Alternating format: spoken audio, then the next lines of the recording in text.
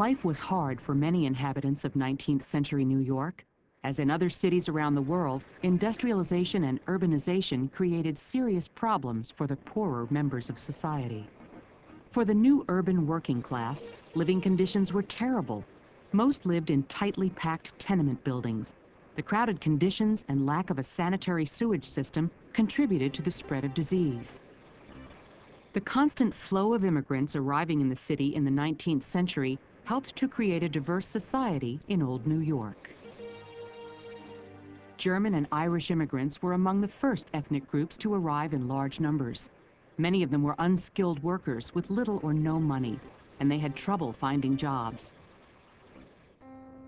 Many immigrants had to settle in the city's densely packed neighborhoods, where housing was cheap and living conditions were terrible. In New York, one of the poorest and most violent of these slums was known as 5 Points.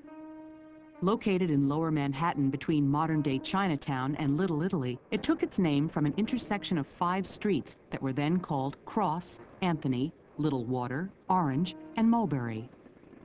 Many residents of 5 Points were Irish immigrants, driven from their homeland by the potato famine of the 1840s.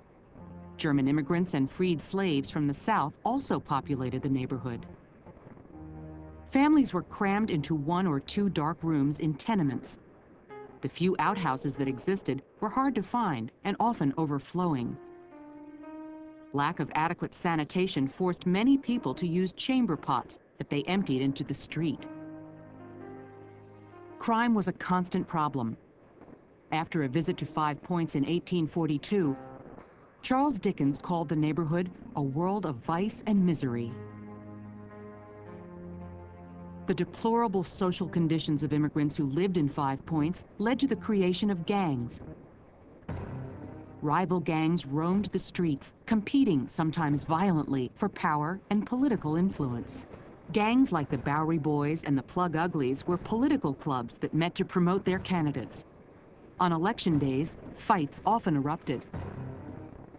These brawls were fought to help a gang's candidate gain public office.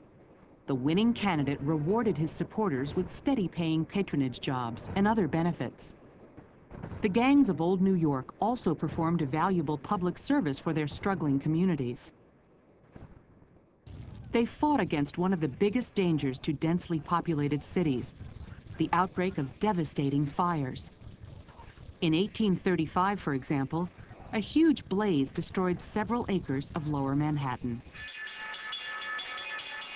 New York City did not have professional firefighters until the 1860s.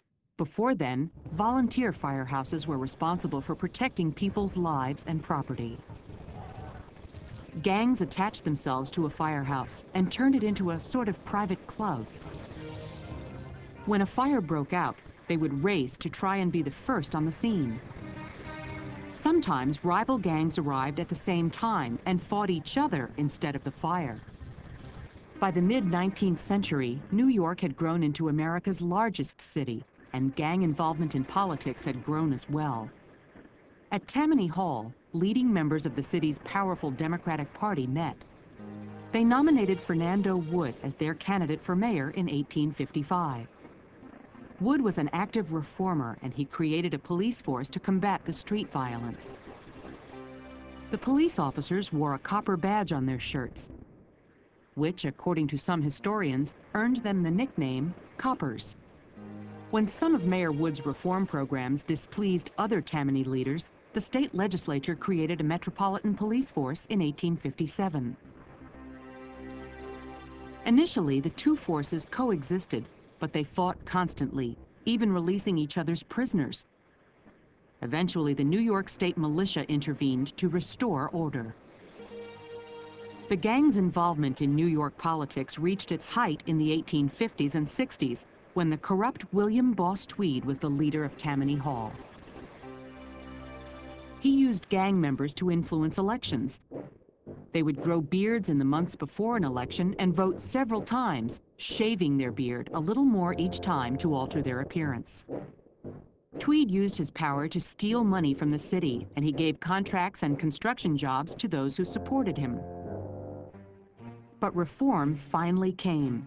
Tweed was removed from office in 1871 and jailed in 1874. As the extent of official corruption became known, people were outraged and called for reforms of all kinds. The public outrage led the city to raze Mulberry Bend, 5 Point's most notorious block. And the gangs of old New York gradually faded into history and legend. In the late 1800s and early 1900s, New York's 5 Points neighborhood became home to new waves of arriving immigrants. On the streets where the plug uglies and dead rabbits once roamed, merchants sold their wares and families raised their children.